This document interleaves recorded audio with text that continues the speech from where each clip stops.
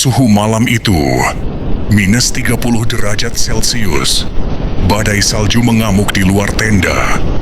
Di dalam tenda ada 9 pendaki berpengalaman yang seharusnya aman. Tapi tiba-tiba sesuatu terjadi. Sesuatu yang bikin mereka begitu ketakutan.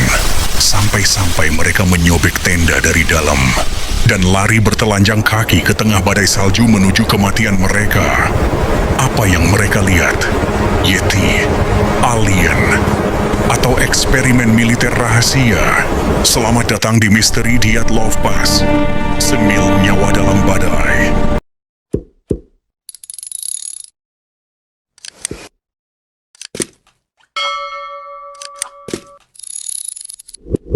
Cerita ini dimulai dengan vibes yang positif banget, bro.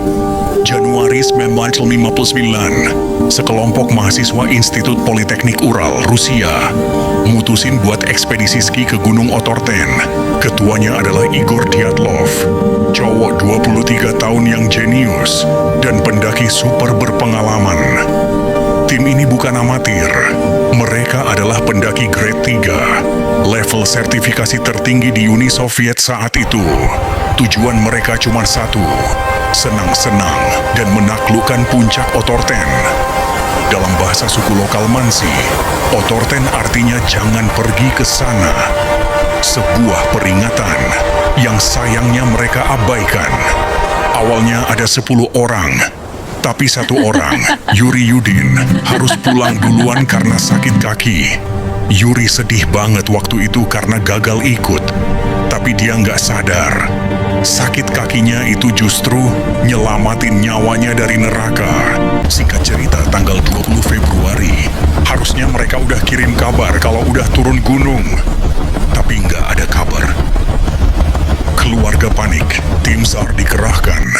Dan pada tanggal 26 Februari, tim penyelamat nemuin tenda mereka di lereng Kholat Shah atau Gunung Orang Mati. Pemandangannya aneh banget. Tenda itu setengah roboh tertimbun salju. Di dalamnya masih lengkap sepatu bot, jaket tebal, kamera, bahkan makanan yang belum sempat dimakan masih ada di sana. Tapi keanehan utamanya ada di kain tenda itu. Tim investigasi nemuin kalau tenda itu disayat pakai pisau, tapi sayatannya berasal dari dalam. Artinya, apapun yang mereka hadapi, itu bukan mau masuk ke tenda, tapi mereka yang panik mau keluar secepat mungkin. Saking paniknya, mereka nggak sempat buka resleting tenda. Mereka lari ke hutan cuma pakai kaos kaki, bahkan ada yang telanjang kaki. Di suhu minus 30 derajat, make sense. Jadi, apa yang terjadi malam itu? Ada ratusan teori, tapi kita persempit jadi 3 yang paling masuk akal. Teori 1, longsoran salju, avalanche. Ilmuwan modern bilang ini slab avalanche. Bongkahan salju jatuh menimpa tenda saat mereka tidur. Mereka panik, robek tenda, lari cari tempat aman. Tapi akhirnya mati kedinginan. Luka rusuk hancur? Itu karena tertimbun salju berat di jurang, tapi jejak kaki mereka santai, nggak kayak orang lari dari longsor. Teori 2, infrasound, angin gila. Angin yang nabrak bentuk gunung Ural bisa ngehasilin infrasound. Suara frekuensi rendah yang nggak bisa didengar kuping, tapi bikin otak manusia panik, mual, dan halusinasi parah. Mungkin ini yang bikin mereka gila dan lari keluar. Teori 3, senjata militer dan UFO. Pendaki lain yang ada di gunung seberang malam itu ngelaporin lihat bola api oranye melayang di langit arah Dyatlov Pass. Apakah militer Soviet lagi tes senjata rahasia? Bom vakum.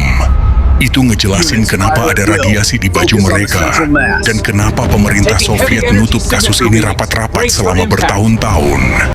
Tahun 2020, pemerintah Rusia resmi menutup kasus ini dengan kesimpulan longsoran salju. Tapi bagi banyak orang, penjelasan itu terlalu sederhana. Kenapa lidahnya hilang? Dari mana asal radiasinya? Dan kenapa mereka terlihat begitu ketakutan? Gunung itu menyimpan rahasianya sendiri. Dan 9 nyawa itu mungkin adalah harga yang harus dibayar karena mengabaikan peringatan, jangan pergi ke sana.